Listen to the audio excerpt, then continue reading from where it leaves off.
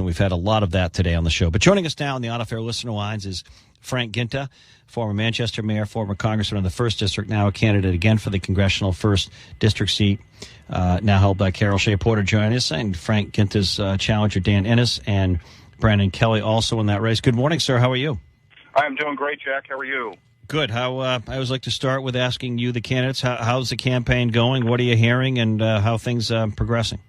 Sure, the campaign is going great. I've continued to travel around the district and talk with people, listen to what are the issues on their minds. And, most people, Jack, are concerned with jobs and economy and the future of the country. Obviously, the international challenges and crises that we're having seem to top the immediate list of conversation.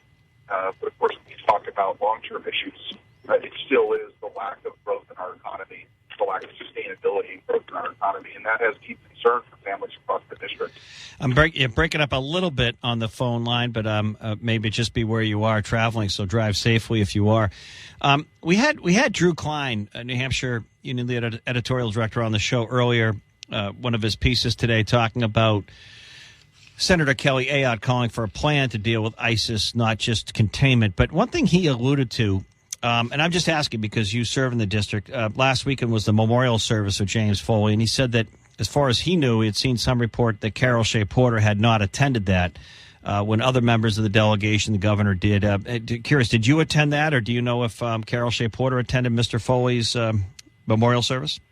I'm not aware if Carol did. I heard that she had not, but I have not been able to confirm that. I chose as a candidate to try to depoliticize this potential issue as much as possible. My thoughts and prayers are with the Foley family in Rochester. I think the editorial that Drew Klein wrote this morning is very important for people to consider. The only person who has made public statements from our delegation is Senator Ayotte. Congresswoman Shea Porter has been silent on this issue. And, Jack, she serves on the House Armed Services Committee, the Committee of Jurisdiction. So you'd think that she would because of that, but beyond because of the crises that it's created. And I think there's a vacuum of leadership in our country and with certain members of our delegation that is frustrating Granite Staters, and that's one of the reasons that I've decided to run. You can't duck the tough issues. There's no question that nobody wants to go to war, but the reality of ISIS is that they want to eliminate Americans, and we've got to eliminate them. Would you, if you were in Congress and there was a measure for more airstrike support, if the White House was asking permission, or arm the Kurds, which is money, and Senator John McCain's been talking about that, or work with more moderate forces in Syria, would you be supportive of something similar to what Senator Ayotte described, or not? Well, 3 points. Number one, the president does need to present a specific plan to Congress as to how he plans on moving forward, and he should be listening to the generals on the ground for the best advice. Secondly, that vote should come to Congress. It seems like this is escalating without any kind of vote from Congress, and when Congress returns in September, I would fully expect a vote. And depending, Jack, on what that vote is, I would vote in favor. Now, you've got to see what's in the bill, what's in the proposal, but there needs to be a concerted effort to support the Kurds. There needs to be a concerted effort to support the moderates in Syria.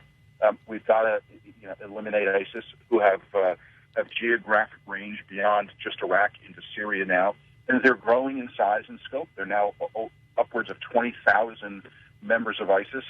They were a $450 million operation. Now they're a multi-billion-dollar operation. And they present a serious threat in the region and to our homeland. So we've got to react, and we've got to respond swiftly and quickly. Before some of the news on the border crisis, Frank Guinta, if you're just joining us, a candidate in the 1st District, of course, September 9th, the primary. Before the border crisis sort of came, legal immigration as a top issue. You've seen Scott Brown, one of the candidates in the Senate race, message on some of that. Before the situation really became more known in Syria, the Islamic State of Syria and Iraq, before all this, the Affordable Care Act was a big issue in the races this fall, particularly among Republicans, talking critically of the Affordable Care Act. I've been waiting from the state insurance office for I think, a few weeks now, an update on New Hampshire's enrollment numbers. As a candidate in that first congressional district race, Mr. Guinta, do you know the updated number? Because no one seems to know it, and I know it's a federal exchange, of how many people have actually signed up for the Affordable Care Act, so-called Obamacare marketplace in New Hampshire, and how many people have paid? Do we know a number of enrollees, the updated number? Well, that number seems to be very slow to be made public, Jack, and you're right to be concerned about it. That's a good way to put it. I guess I'm being kind. But look, the reality is we've had 22,000 people lose their insurance. We've had 10 hospitals eliminated from the exchange, 1,000 physicians. In the first congressional district, you've got 7,000 uninsured in Rochester alone who are no longer allowed to go to Frisbee and can't get care from their hometown physician and hospital. And the state has an obligation to provide us data and information as to cost, as to number of enrollees. But what's going to happen in October are the new rates will come out, and every expectation is those rates, in some circumstances, can go as high as doubling. And I think this will be front and center once again for small business owners and for individuals in the state of New Hampshire. One of my newest endorsements today that I'm actually announcing on your show is former HHS Commissioner John Stephen, who has come out and endorsed my campaign today, is advising me on and helping me with healthcare issues here in the state and nationally. He's a leader nationally on this issue, and you've got to repeal and replace the Affordable Care Act. You have to provide critical access to individuals in the state, but you've got to be able to bring that cost down, Jack. And we just don't have the free market competition here in the state, going back to when changes were made under then Governor Shaheen's policy of moving to a community rating system. That has really hurt the state of New Hampshire. And people like Carol Shea Porter are doubling down on her support of the Affordable Care Act when people just cannot get the access and cannot have the affordability that was promised under this act. Well, Frank Guinta, before we let you go, and I noticed there was another endorsement from a conservative group of you, and John Stevens is a good guy, good energy. I just have to ask you, you've gotten a lot of endorsements in this race, and also I was a bit surprised that the New Hampshire Union Leader editorially endorsed Dan Innes, your opponent. Your reaction, was that a concern, or endorsements overplayed, or what are your thoughts? No, my focus is always trying to have a grassroots effort in this state. We've got, over 600 endorsements now throughout the district from all factions of Republicans, and this is a primary challenge for the Republican nomination to take on Carol Shea Porter.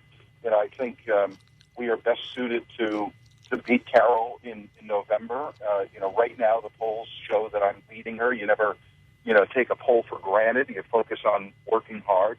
But I'm appreciative of the support that we have and the depth of support that we have throughout the state of New Hampshire, including, papers like Foster Daily Democrat. So I'll continue to work hard to earn endorsements in the future from the union leader and every other organization, individual that wants to get engaged in these races.